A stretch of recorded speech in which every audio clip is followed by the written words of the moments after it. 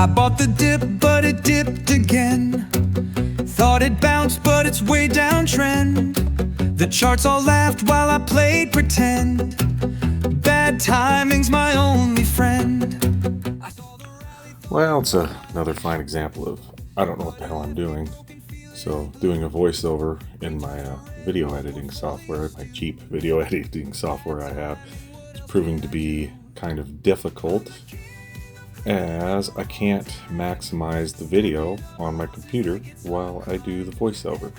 So I'm going to have to do the voiceover on my phone and then while I'm watching the video and then transport it to my computer after the fact. So we'll see if we get some weird levels, because I did the trades yesterday and then kind of decided to go to the bar instead of make the video. So this video is going to have trades from yesterday and trades from today. So that would be the 22nd and the 23rd, I believe, of April.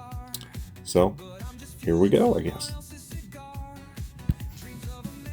So this is ThinkorSwim's interface. Obviously, I'm not going to take the time to explain all that to you. Here's the SPX chart. I'm just showing you where we were at during the day when I took this trade on Tuesday afternoon, I believe.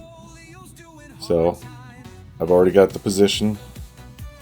I've got a position on the 29th option chain and the 19th of September option chain. I'm going to show you that right there. I've got two buys on 525 calls for September 19th. I'm just showing you the option chain again. April 29th, which is a week. I always sell them a week out, and then I try to go 4 or 5 months out with the long. So I'm playing the short dated option as a sell against the long call options.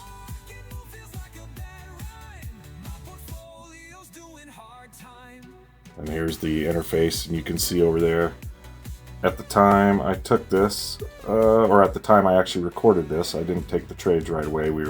It's like $74 down in the year to date. The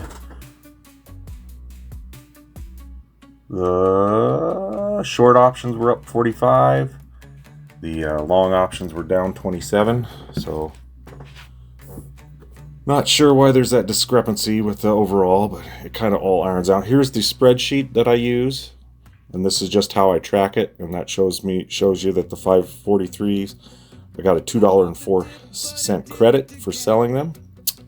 And then down below, you'll see on the long options, I bought 2 of those, and I paid $36.76 per option for that. And those are multiplied by 100, so that's $204 per option and $3,676 per option.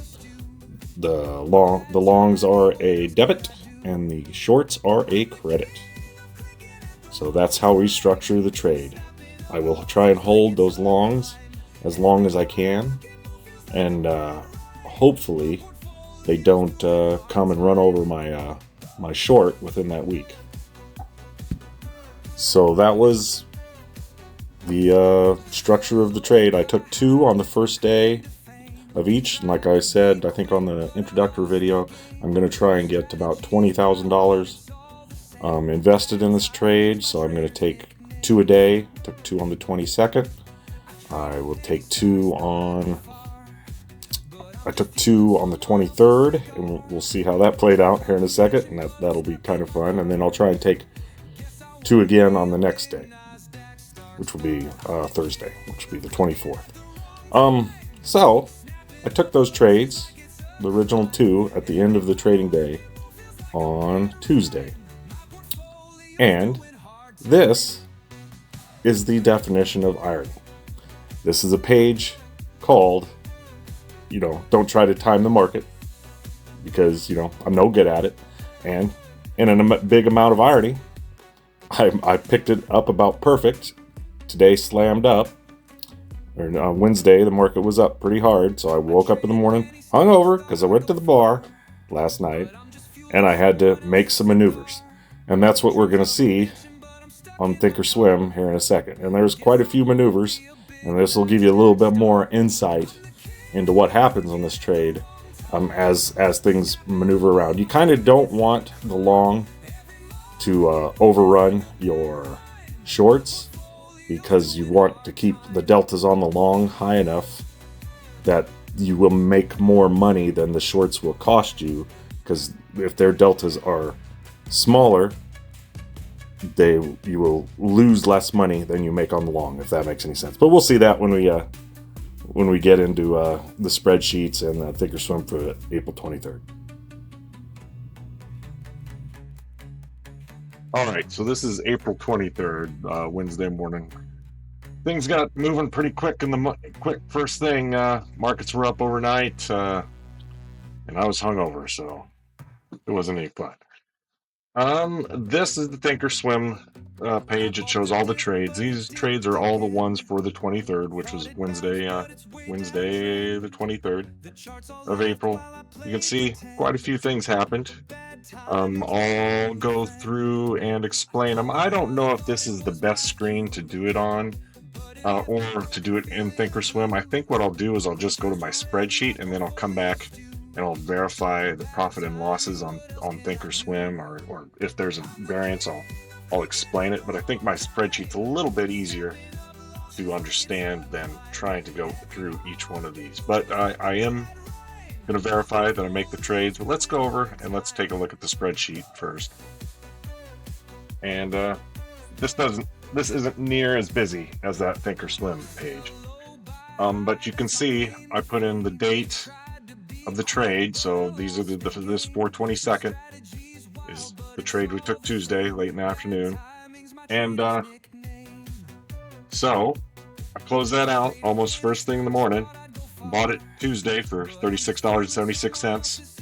I sold it for $47.27. So I made $2,100 on those two options that I took yesterday. So that was overnight, $2,100. But, and I think I mentioned, you don't want your long to overrun your short, and this is why. Because that was getting close to, the SPY was getting close to 543, and the deltas were they were still quite a ways away, but they were getting close enough.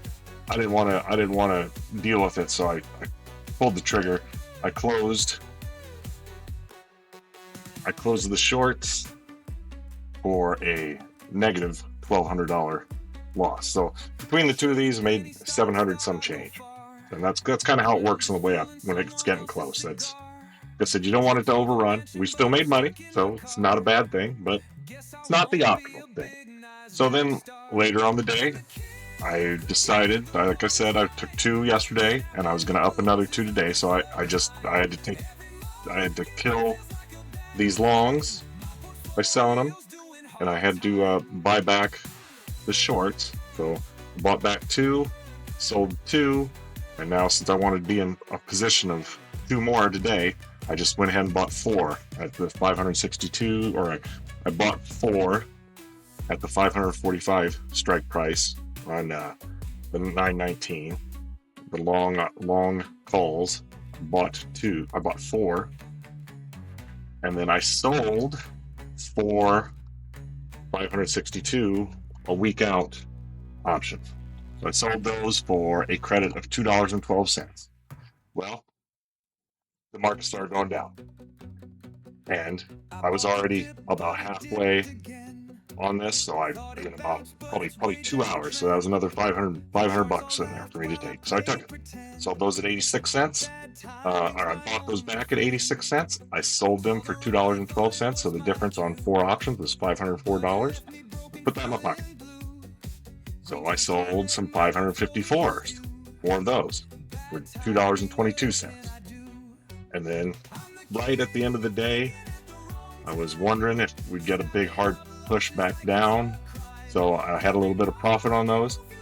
So right at the end of the day, I was worried about a big push down tomorrow, and I wanted to make sure I had everything I could want as far as profit to be available if we got an overnight push down. So I bought those back at $1.81. So on those four options, I made $164. So I took 550. I sold four more at a strike price of $555 that didn't expire until May 1st. So now a week and a day. So tomorrow will be a week. It'll be fine. And that week is not a hard and fast rule. It's more whatever you can get at the correct delta. It doesn't have to be a week. I've been 3 weeks out before if things are kind of just going to end up that way sometimes. It's not a big deal. There's no real hard and fast rules in this. But that's where we're sitting at the end of the day on Wednesday. I have 4 longs that I paid $34.63 for. I have 4 shorts that I got paid $2.04 for. And you'll notice on this spreadsheet, the amounts over here, the totals do not fill in until it's a full transaction. So once I sell these, we'll get an amount over here. Or once I buy these back, we'll get an amount over here. And then once I sell these, we will get an amount over here. So for the day, if you add up, you take off the loss, you add in this cover here, and you add in all the premium that we sold, that we finaled out during the day, we made $1,528. So not too bad. Now, the one thing we're not seeing is that now these 4 long calls have moved against us. I'm not sure what they are at right now. I don't put that in here until they're sold because they're going to move around a lot. Hopefully we're not in a position where we have to sell this until we absolutely want to, till we've had it for a month, and then we'll just roll it to another month. So as we are sitting right here, we made $1,500. Now, when we go back to ThinkorSwim, this is going to tell you a little bit different story because it's going to include these 4 long calls that we are behind on. So this right here all shows about the same thing on that spreadsheet. Like I said, I just think it's easier to kind of digest where it is. If we come over here to activity and positions and we bring out SPY, so you'll see that our open profit and loss is $1,848. And that is because we are probably down about that much. We're actually down $1,900 on that call. And we are up some amount on those puts. We're up about $100 on those puts. So you're like, holy cow, you're down $2,000. How did you make $1,500? Right? Well, it's still there because we're only overall down $427 for the day. Well, $392 for the day. There's a random $70. I think that's fees. I think this ThinkorSwim actually goes in and adds the fees, like if you were trading for real. So I think I probably spent $72 in fees. So it's kind of a good reminder of how rough fees can be on you. But that's where a discrepancy is. My spreadsheet doesn't take the fees into consideration. The broker I generally trade with doesn't have fees, so that's why I don't worry about it most of the time. But I'm gonna add that in. It wouldn't be that too bad. The equation for the fees, I've got it somewhere. But you'll see, yes, our long calls are down $1,944. Our shorts are helping us a little bit, $96. But the total account is only down for the day $392 because we made $1,500. So once we get another bull day, as long as it's not too bullish, like we ran into this morning, these calls will come right back, and this whole account value will be in pretty good shape. But if it goes down, the shorts are going to increase in value, and we'll buy them back, and we'll sell some more. And what this does is it just raises your floor of your account. Even if the account moves against you, you're slowly raising the floor. And then when you get a bullish day, it's like, if we get this 1900 back, which we could get in a half day, there we are. The whole account will be back to like $2,000 or $2,000 ahead, 102 on this. So that's kind of, in essence, how it works. This is a good example today of kind of the interactions. There's some little details to do, and like I said, when your long overruns your short, you kind of got to do this. And I may have jumped the gun on that a little bit. I could have probably, I don't know, I would have to run through the numbers. I think I probably did the right thing. I made the most money the way I did it because I locked in some and then I sold or bought the options back at a lower price, so I locked in some profit that way. But in essence, it's kind of how it works. We'll do the same thing again tomorrow. Hopefully, it's not as volatile. I won't have to be a thumb warrior on my phone in the morning. So, but that's pretty much sums it up. So, I think it's a pretty interesting little system. Like I said, I rarely look at a chart. Maybe I'll look at something for long-term bullish or bearish, but shit, that don't mean nothing right now because anytime Trump tweets, the market does something. So I don't know what a technical analysis of a chart's going to do any good for you. But here it is. And if anybody wants any more info, just make some comments. I'll answer as best I can. But I guess we'll hit it again tomorrow. Bad timing's my trader's nickname. I traded penny stocks, thought I'd go far, but I'm just fueling someone else's cigar. Dreams of a mansion, but I'm stuck in my car. Guess I won't be a big NASDAQ stock star.